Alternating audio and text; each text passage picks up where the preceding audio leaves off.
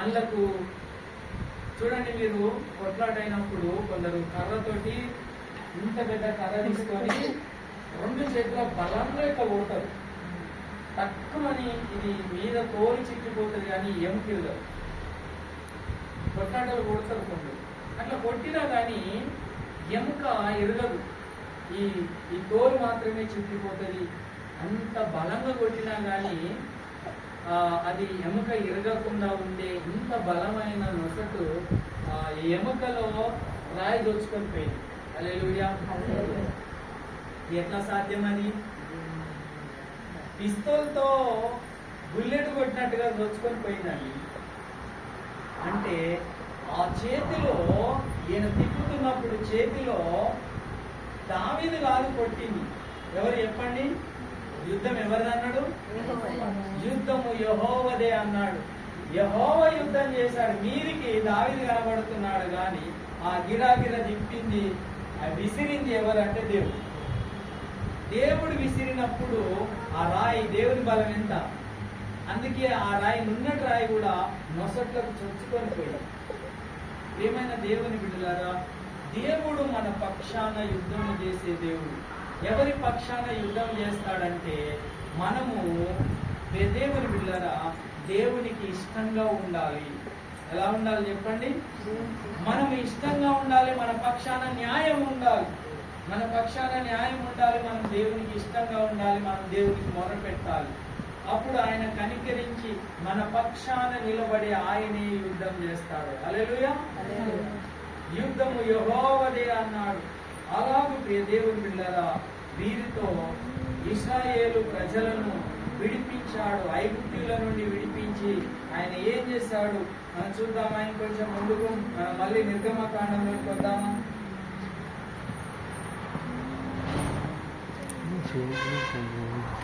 ఒక 5-10 నిమిషాల ముగించేస్తుందాం. ప్రియమైన దేవుని బిడ్డలారా,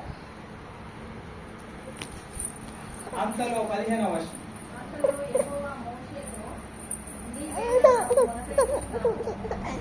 సాగిపోవుడి అని ఇశ్రాయేలులతో చెప్పుము.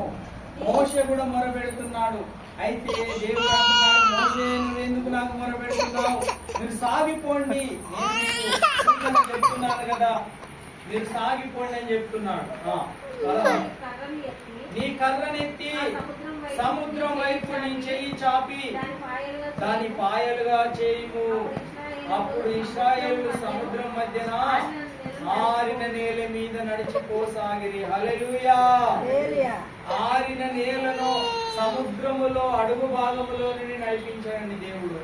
ఎంత గొప్ప కార్యం చెప్పండి. సముద్రపు పక్కకు వెళ్ళి ఆ అలల చేత అలల చప్పుడు వింటేనే భయం అవుతుంది.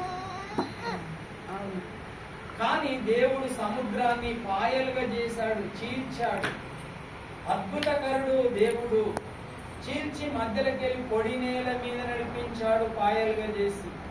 నీళ్లు గోడల్లాగా నిలిచిపోయాయట. 20వ వచనం చూడు. ఇది ఐగుప్తీయుల సేనకు ఇశ్రాయేలీయుల సేనకు నడుమ ప్రవేశించింది. అది మేఘం గనుక వారికి చీకటి కలిగేది కానీ రాత్రి అది వీరికి వెలిగించను గనుక ఆ రాత్రి అంతే ఇశ్రాయేలీయుల సేన ఇశ్రాయేలీయులను సమీపింపలేదు. చూడండి, గమనించండి. వీళ్ళు సముద్రములో పాయలు చేసుకొని ముందుకు సాగుతున్నారు. ఎవరు? ఇశ్రాయేలు ప్రజలు.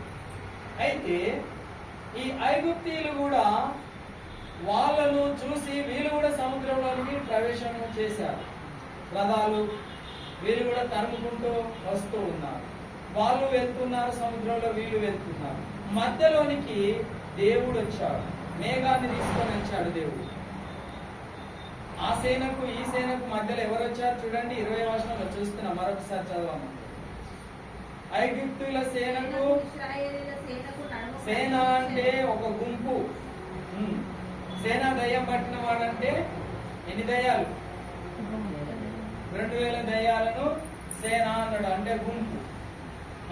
అది వేగం కనుక వారికి చీకటి కలిగేను గాని రాత్రి అది వీరికి వెలిగించను కనుక ఆ రాత్రి అంతా ఇశ్రాయేలీయుల సేన ఇశ్రాయేలీయులను సమీపింపలేదు. ప్రియమైన దేవుని బిడ్డలారా, ఇశ్రాయేలీయులు మరి ఆ మధ్యలో ఇశ్రాయేలులకు ఐగుప్తులకు మధ్యలో దేవుని యొక్క మేఘం వచ్చింది, వెలిగిస్తూ నడిచింది ఆ రాత్రంతయు. అయితే దేవుడే మధ్యకు వచ్చి వారికి సముద్రాన్ని చీల్చి వారిని దాటిస్తూ ఉన్నాడు. మధ్యలో వారికి భయం కాకుండా, వారికి నష్టం జరగకుండా, శత్రు చేతిలో పడకుండా దేవుడు మధ్యగా వచ్చాడు. హల్లెలూయా! ఎంత మంచి దేవుడు అని మన దేవుడు. గమనించండి, శత్రువులు మన ఎంబడి పడితే ముందు మనం పరిగెడుతున్నాం అనుకోండి, వెనుక వాళ్ళు పరిగెట్టి వస్తున్నారు. దేవుడు ఎక్కడికి వచ్చాడు? మధ్యలోకి వచ్చి వీళ్ళని ఆపుతున్నాడు. నా బిడ్డలను ఏ హాని నేను చేయకూడదు అన్నట్టుగా వారిని ఆపుతూ ఉన్నాడు. ప్రియ దేవుని బిడ్డలారా, చూడండి ఇంకా చదవమ్మా. మోషే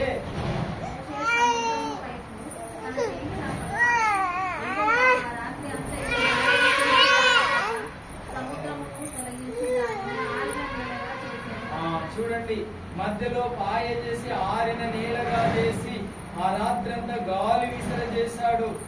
ఆ గాలికి నీళ్లు ఆరిపోయి చక్కగా గోడల వలె ఉన్నాయి నీళ్లు. 22 నీళ్లు విభజింపబడుతుండగా ఆరిన నేల మీద నడిచిపోయారు. కుడి ఎడమ పక్కలకు గోడల వలె ఉండెను. హల్లెలూయా! గోడల వలె నీళ్లను అలాగు కట్టాడు. ఐస్ గడ్డ కదా నిలబెట్టినట్టుగా ఈ యొక్క నీళ్లు నిలబడిపోయాయి. సాధ్యమేనా? నీళ్లు ద్రవ పదార్థాన్ని ఘన పదార్థంగా మార్చగల సమర్థుడు. దేవుని బిడ్డలారా, ఆయనకు ఏదైనా సాధ్యమే. మన ప్రయాణములో ప్రతి పరిస్థితిలో మనకు తోడుగా ఉండి నడిపించే దేవుడు. మన యాత్రికులు, పాదచారులు, మనం నడుస్తూ ఉన్నాం, ముందుకు పోతున్నాం. నిలవరమైన పట్టణం మనకి ఇక్కడ లేదు. అయితే మన శత్రువులు, మన ఆత్మీయ జీవితంలో ఎంతమంది శత్రువులు ఉన్నా ఆ శత్రువులందరినీ తరిమి కొట్టేవాడు దేవుడే. అయితే నువ్వు దేవుని మీద ఆధారపడాలి. చూడండి ఏం జరిగిందో చూద్దాం. ఇంకా చదవమ్మా. 23 ఐగుప్తీయులను, ఫరో రథములను, రౌతులను వారిని తరిమి సముద్రం మధ్యన చేరిరి. వారు తరిమి సముద్రం మధ్యకు పోయిరు వీరు. అయితే వేకువజామున యెహోవా ఆ అగ్ని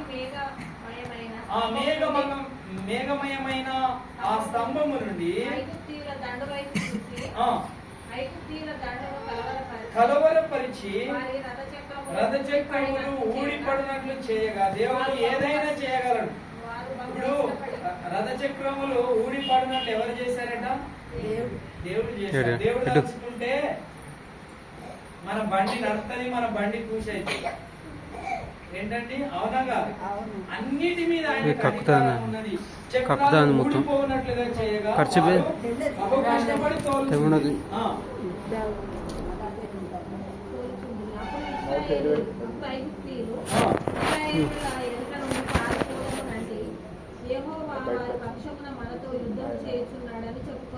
వాళ్ళకి అర్థమైంది, రథాల చక్రాలు ఊడిపోతున్నప్పుడు వాళ్ళకి అర్థమైంది వాళ్ళ దేవుడు మనతో యుద్ధం చేస్తున్నాడండి, మనం పారిపోదామని, ఎందుకు పారిపోదామని ప్రయత్నం చేస్తూ ఉన్నారు. ఏం జరిగిందో మాట చూసి మనం ముగింపు దశకొద్దాం.